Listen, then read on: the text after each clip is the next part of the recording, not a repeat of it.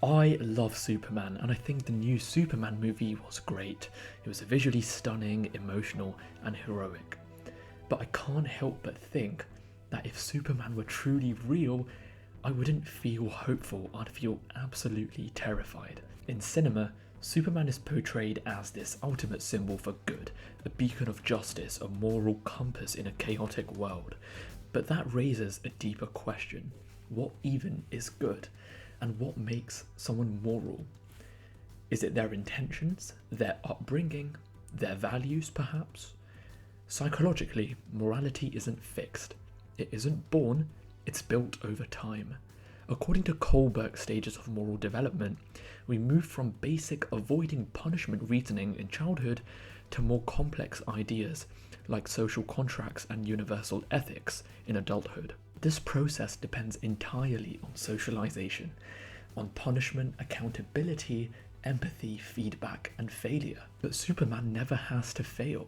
He never has to fear punishment, so how does he ever grow morally? In humans, morality is shaped in painful and personal ways. It can be shaped through childhood trauma, relationships, and a sense of powerlessness. And if a real Clark Kent were bullied as a child, mocked for being different, but he knew he could kill his bullies with a flick of his finger, what would that do to his psyche? You might have heard of the famous psychologist Philip Zimbardo, who ran the Stanford prison experiment.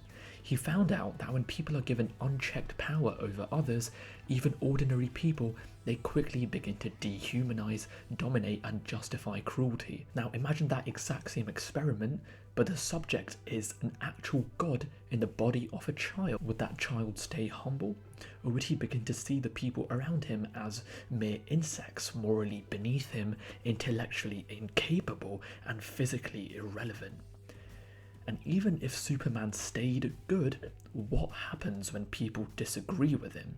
What if entire nations resist his idea of justice? What if people vote against what he believes is right? And what happens when he realizes he can shut it all down with one move? Now we might say, just raise Superman right. But here's the thing, we only learn morality when we're forced to live amongst equals, to be told no, to lose, to compromise.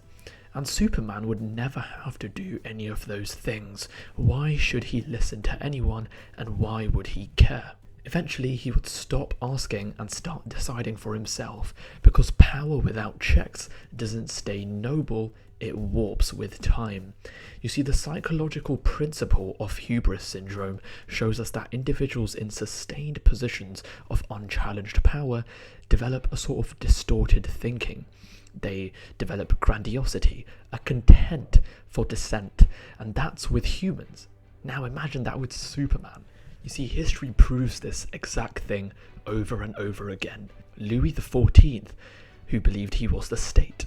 Stalin, who used surveillance, starvation, and silence to preserve his vision of justice. Genghis Khan, who reshaped the world through conquest. Leopold II, who used an entire nation as a personal resource. Caesar and Augustus, whose centralized power ended the Roman Republic. Modern tech billionaires, who influence actual elections and culture with no real checks, shaping reality through algorithms rather than armies. Again and again, when one person has unchecked power, no matter how noble they start, the world around them warps, reality bends to their will, and eventually the people pay the price. And Superman, he'd be all of those things and combined, not because he wants to be feared, but because when no one can stop you, you eventually stop listening.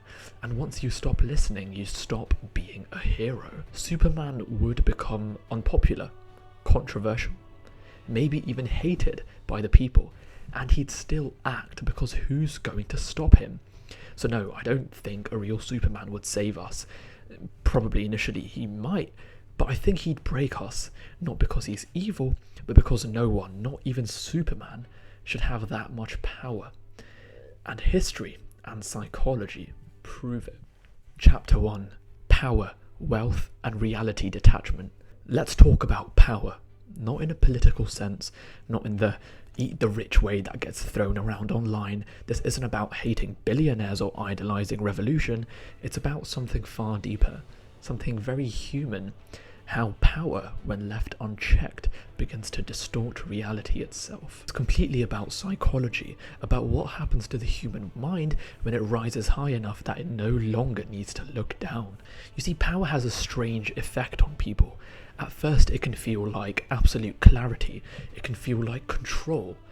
But over time, the higher you rise, the further you get from consequences, from accountability, and from the shared human condition. Psychological studies show that individuals in positions of power experienced decreased empathetic accuracy. They literally become worse at reading other people's emotions. Their mirror neurons fire less.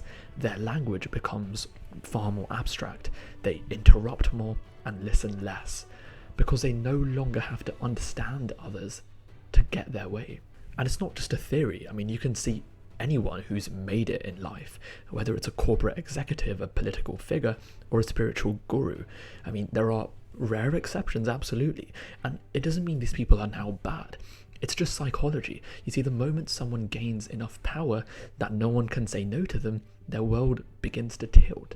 Not because they choose evil, but because they stop getting feedback that grounds them. And again, this is what psychologists call hubris syndrome, a pattern of arrogance, isolation, and a sense of detachment that develops in people with unchecked power.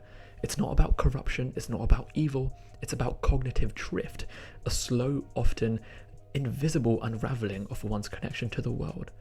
I'm not saying the way the current world works is wrong.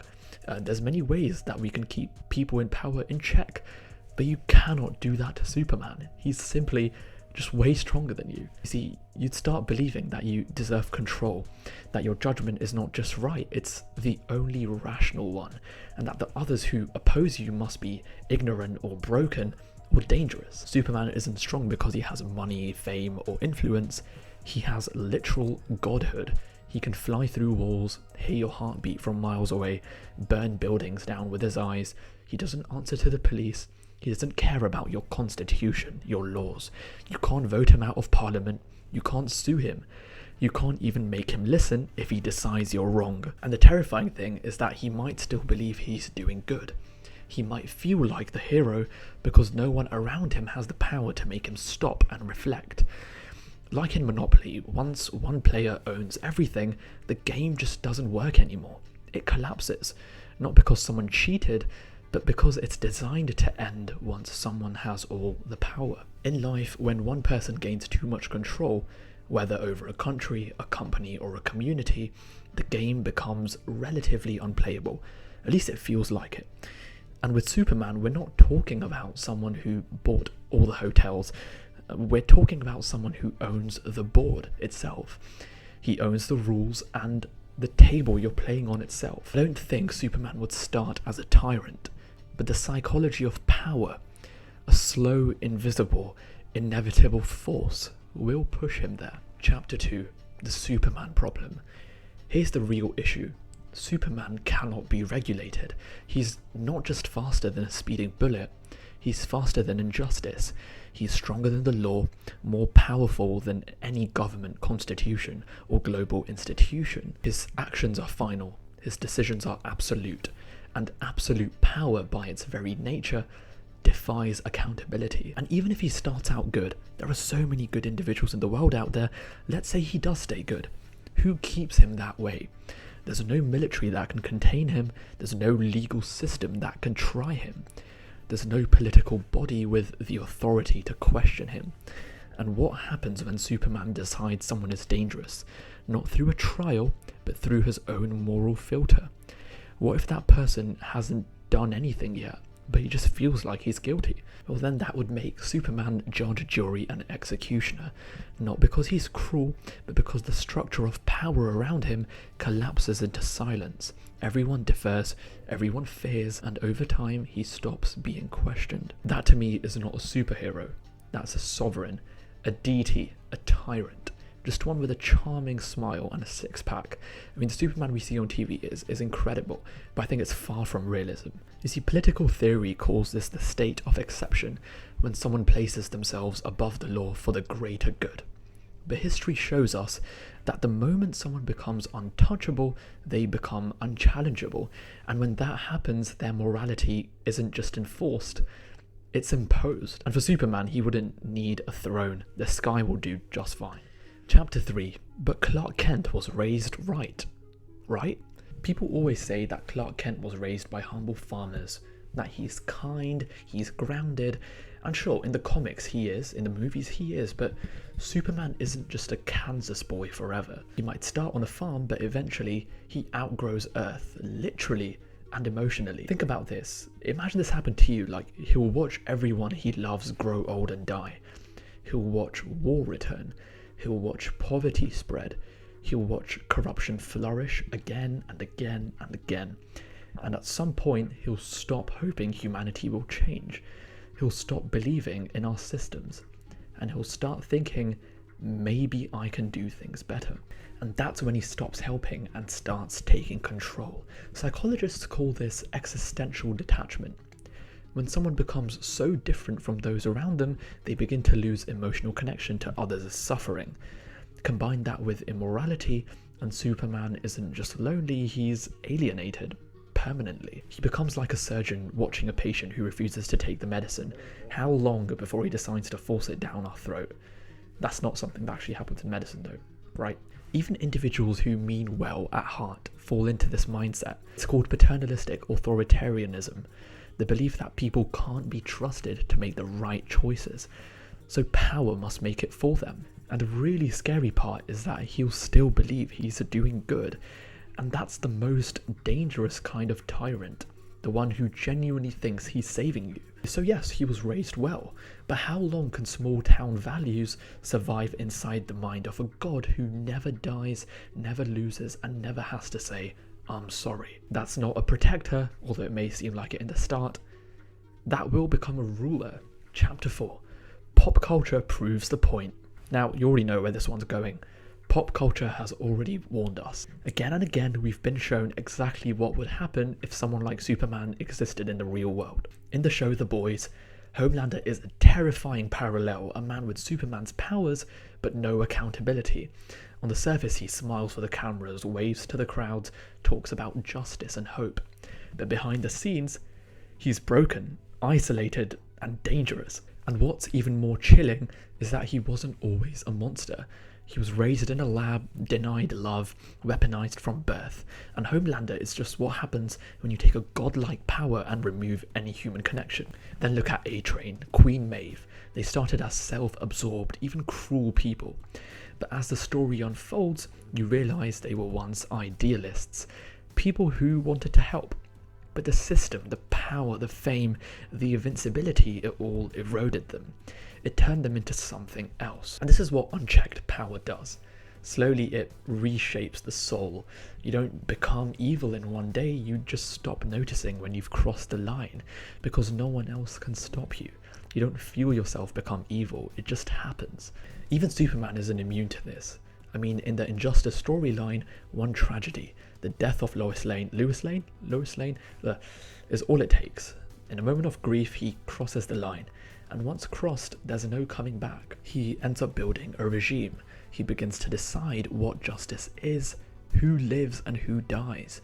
Not because he's evil, but because he believes he's right. He believes he's the only one who can save the world. And that's the scariest kind of tyrant, the one who thinks he's doing the right thing and still thinks he's the hero.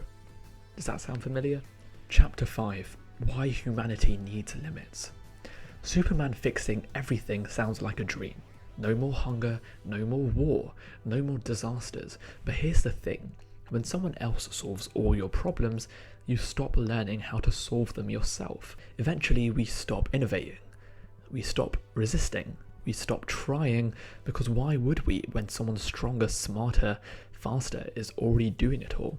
I think you know where this is going. It's the same concern we currently face with artificial intelligence. You see, AI can write, draw, diagnose to a certain extent and decide. It made this video's thumbnail, and slowly people are beginning to outsource not just tasks, but judgment, effort, and even creativity. Now imagine all of that, but in the form of a god. Someone who tells us how to live, what's best for us, what's right, and can enforce it instantly. When Superman says, this is the right way to live, at first we may disagree, but eventually we'll stop arguing. We'll comply. Not because we agree, but because we can't win. And that's not peace or utopia. It's quite the opposite. It's submission, even if it looks like moral order, and even if it keeps us safe. Because when freedom becomes optional, it's already gone. Chapter 6, The Final Warning. Now, the fantasy of Superman is deeply comforting. You see a perfect being who watches over us, who always does the right thing, who never fails. But in reality, if someone like that actually existed, someone with truly unchallengeable power, things wouldn't stay all that comforting for long. Because, as I talked about before, power, even with its best intentions, warps everything around it. It changes how others behave, how decisions are made, how society functions, and most of all, it changes the person who holds it. No one stays a hero forever. Not when they can do anything, not when they answer to no one, not when time no longer touches them. At some point, morality stops being a code and becomes a preference, and at some point, their idea of what's right becomes the only one that matters. Superman isn't the dream in my eyes. He's the ultimate cautionary tale, not because he's evil, but because he could be, and we'd have no say in it. So if someone like him really did show up on Earth, we wouldn't celebrate, we wouldn't shout with joy. We just pray that he never changes his mind. So what do you think? Would a real Superman stay good? Could you control him? Do you think we could control him? Or would he eventually fall? Let me know in the comments below. I know this is a controversial one, a fun controversial one, so let me know what you think. Don't forget to like, share, subscribe. I rarely say that on this channel. If you enjoy these breakdowns of power, psychology, and the world behind fiction, all seen through a philosophical lens, let me know if you want to see more of it. I mean, this is Ashmit, and I'll see you in the next one. Thanks.